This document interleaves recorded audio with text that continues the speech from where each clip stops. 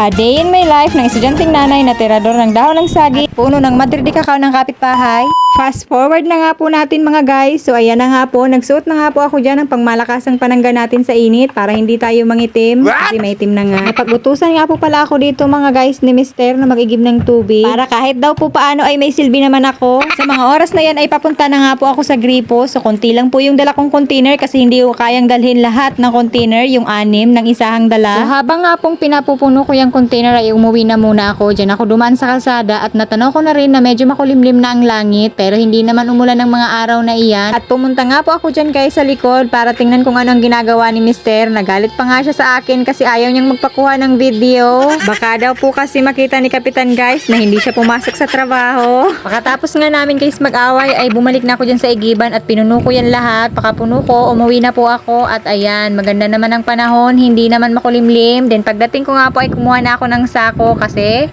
nga po guys, titirahin talaga. Ang saklap naman ang word kong titirahin. Kinuha ko nga po pala dyan guys, yung mga tuyong dahon ng banana, ng sagi nga po pala guys. Pa-English pa tayo Sa mga magtatanong po kung ano ang gagawin ko dyan sa mga dahon, ay ilalagay ko po yan sa aking taniman. Ihahalo ko po sa lupa. Yan po kasi ay magsisilbing fertilizer sa aking mga tinanim. Nang napuno na nga ang sako ay isinantabi ko na. Kumuha na nga rin po ako nitong sanga ng Madrid de Cacao para gawin pong haligi doon sa tataniman kong pechay. Medyo mahangin nga po guys nang kumukuha ako niyan. Kulang na lang pati ako ay lipa rin ng hangin. So bali 4 nga po na sanga ang kinuha ko dyan. At pagkatapos ko nga po guys linisan yan ay dinala ko na sa plat. At pagkatapos nga ay tinanggal ko na ang ating pangmalakasang shield para gumawa naman ng ulam. Fast forward na nga po ulit. Nang hapon na po iyan ay naglagay na po ako ng taldok dyan sa may palibot ng plat na tataniman ko ng pechay. Ng mga oras nga po na yan ay nandyan na ang aking mga anak at nagpapasaway naman.